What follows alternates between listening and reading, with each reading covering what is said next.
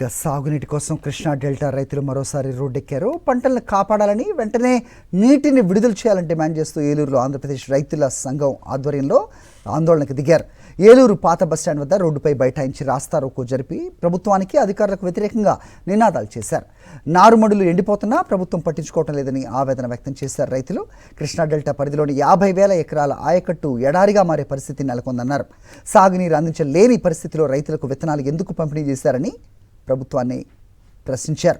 వెంటనే సాగునీటిని విడుదల చేసి పంటలను కాపాడాలని, లేకపోతే ఆందోళనను మరింత ఉధృతం చేస్తామని హెచ్చరించారు.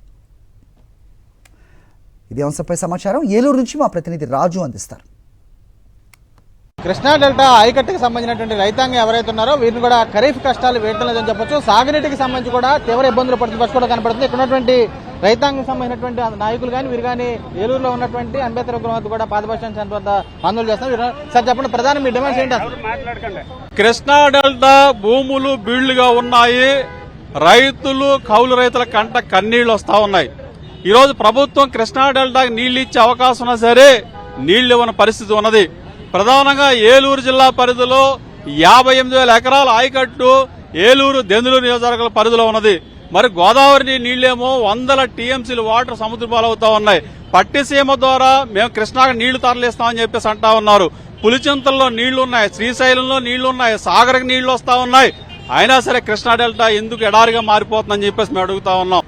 ఈ రోజు రైతుల పరిస్థితి ఎలా ఉందంటే ఎవరో పట్టించుకోకుండా ఇప్పటికే మేము దాదాపు 10,000 నుంచి 15,000 రూపాయలు పెట్టుబడి పెట్టున్నాం.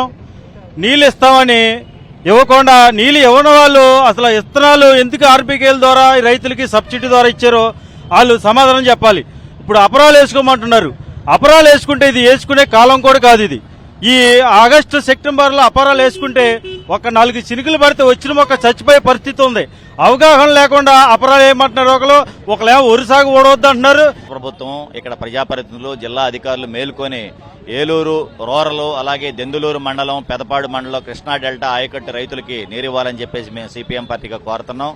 గోదావరిని ఆధునికీకరణ చేస్తే కాలవని నీళ్లు ఇవ్వడానికి అవకాశం ఉన్నది. గత 2-3 నెలల నుంచి కూడా ఈ ప్రభుత్వం సరిగా పట్టించుకోని ఫలితంగా ఆ మొత్తం కూడా మేటేసేసి ఆ గోదావరికి నీళ్లు సరిగా రాని పరిస్థితుంది. మా దగ్గర డబ్బులు ఉంటాయి కదా, 5,600 ఇథనాలు కొన్నాను నేను. మరి నా పరిస్థితి ఏంటంటే, మరి మీరు రావు నీళ్లు అని చెప్పినప్పుడు ఇథనాలు ఎందుకు అమ్మారు? మరి ప్రభుత్వమే కదండి అమ్మింది, మరి ఎందుకు అమ్మారు ఇథనాలు? అమ్మకూడదు కదండి. ఇప్పుడు నీళ్లు రావు మీకు ముందే తెలుసు, గమనించారన్నారు, మరి ఇథనాలకు ఎందుకు అమ్మారు? అమ్మకూడదుగా.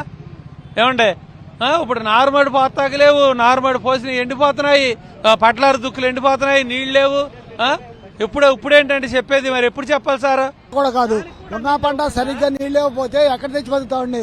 మేమే వలసలు వెళ్ళిపోవాలి. అది కానప్పుడు మేము బయటికి వెళ్ళి బతకాలంటే కౌలు రైతులు ఎలా బతుకుతారండి? ఎలా ఉండగలరు? నీటి సప్లై చేసే ముందే రైతులకి మీరు ఓడవద్దు, మీరు ఇబ్బందులు పడతారని చెప్పినట్లయితే రైతులందరూ కూడా ఆగిపోయే పరిస్థితి ఉండేది. ఇప్పుడు ఒక్కో రైతు వచ్చేసి నారుమడి కాడి నుంచి చేసుకోవడానికి 5 నుంచి 10,000 వరకు ఖర్చు అయిందండి. కానీ ఆ ఖర్చు చాలా దారుణం. ఎందుకనంటే సొంత రైతులు అవనివ్వండి, కౌలు రైతులు అవనివ్వండి, ఎవరైనా సరే కొనుగోలు చేయాలి. కూటమి సర్కార్ కళ్లు తెరిచి సమ్మకు సంబంధించినటువంటి ఖరీఫ్ కష్టాలు తీర్చాలి, పంటకు సంబంధించినటువంటి సాగునీరు ఇవ్వాలి కృష్ణా జిల్లాకు చెప్పి వీరు కూడా డిమాండ్ చేసుకోవచ్చు కూడా కనబడుతుంది. సురేష్ రాజు, సాక్షి, ఏలూరు జిల్లా నుంచి.